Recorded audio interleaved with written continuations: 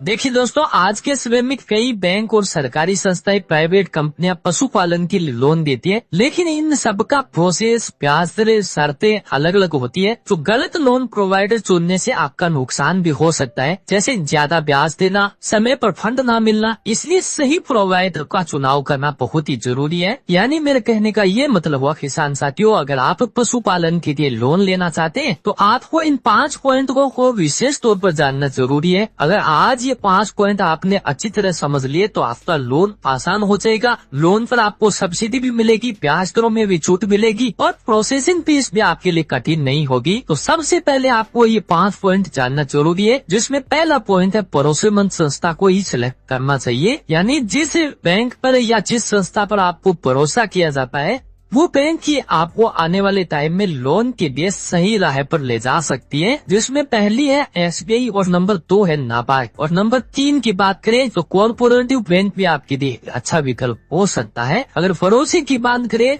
तो एसबीआई पर सबसे ज्यादा भरोसा किया जा सकता है और नाबार्ड इसलिए बेस्ट है कि नाबार्ड में आपको सब्सिडी का फायदा भी मिलता है। तो इसलिए मैंने आपको भरोसेमंद नाबार्ड और एसबीआई 2 ही विकल्प आपके लिए बेस्ट बताया है। अब नंबर 2, लोन लेने से पहले आपको ब्याज दरों की तुलना जरूर करनी चाहिए। चाहे आप कहीं से भी लोन ले, चाहे सरकारी संस्था से लोन ले या फिर सरकारी बैंक से लोन ले, केवल आपको ब्याज दरों में तुलना करनी जरूरी है। अलग अलग संस्थाओं की ब्याज दरें अलग अलग होती है, इसलिए सोच समझकर निर्णय लेना चाहिए और फिक्स्ड रेट वाले लोन ही लेना चाहिए। यानी जिस बैंक की ब्याज दरें और एक समान रहती है साल दर साल, उसी लोन को आपको कंसिडर करना चाहिए। बाकी कई बैंक ऐसी भी है जो एक साल आपको 4% ब्याज पर लोन देती है और दूसरी साल उसी बैंक की ब्याज दरें 8% हो जाती है। तो ऐसा लोन लेने पर आपको आने वाले टाइम में लोन चुकाते समय कई सारी मुश्किलों में डाल सकता है। इसलिए जो फिक्स्ड रेट पर आपको लोन मिलता है उसी संस्था से लोन लेना चाहिए।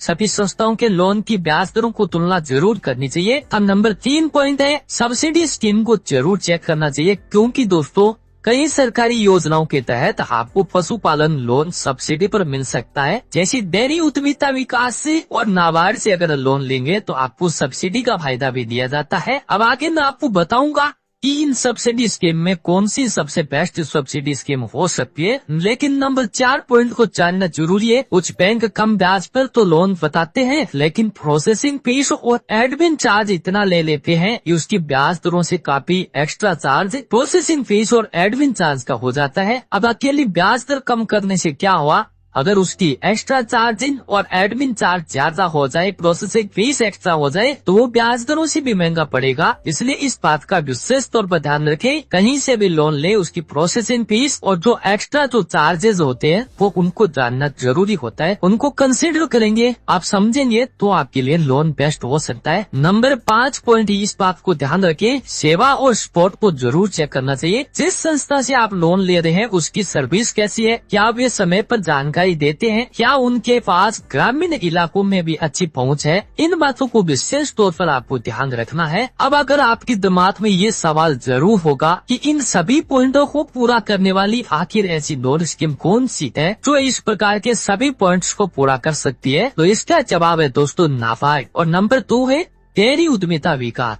ये 2 ऐसी संस्थाएं हैं या 2 ऐसी स्कीम है जहां पर आपको इन 5 पॉइंटों को पूरा करने वाली एक बेस्ट ऑप्शन के रूप में आपके पास स्कीम हो सकती है, जिसमें है सबसे पहली नाबार्ड। अब नाबार्ड इसलिए बेस्ट है क्योंकि ये सरकारी मान्यता प्राप्त सब्सिडी स्कीम है और नाबार्ड से अगर कोई किसान आवेदन करेगा तो उसको 25% से 33% की सब्सिडी मिलती है, जिसमें ओबीसी और जनरल कैटेगरी को 25% सब्सिडी और बाकी जो SC ST और माइनॉरिटी के किसान हैं उनको 33% की सब्सिडी मिलती है। दूसरा पॉइंट, इसमें ब्याज बहुत ही कम देना पड़ता है क्योंकि इसकी ब्याज दरें केवल 8% से 11% के बीच ही रह जाती है और लोन की अमाउंट राशि 50,000 से 7 लाख रुपए के बीच का आप लोन ले सकते हैं। ग्रामीण और शहरी दोनों इलाकों में सब्सिडी के लिए नाबार्ड सबसे बेस्ट विकल्प हो सकता है। कोई भी किसान अगर पशुपालन के लिए लोन लेना चाहते हैं, 5 पॉइंटों को पूरा करने के बाद आपके लिए बेस्ट विकल्प नाबार्ड हो सकता है। अब आप ये कमेंट करके ये जरूर बताना कि आप इन 5 पॉइंटों को क्लियर करने के बाद कौन सी बेस्ट लोन स्कीम को सेलेक्ट करने वाले हैं। अगर इन सभी पॉइंटों को पूरा करती है तो मेरे हिसाब से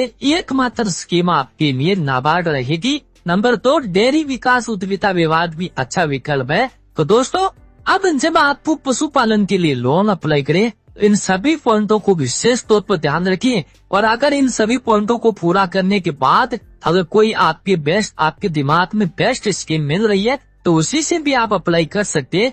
तो मगर आपको मेरे हिसाब से नाबार्ड से बेस्ट विकल्प आपके लिए नहीं हो सकता।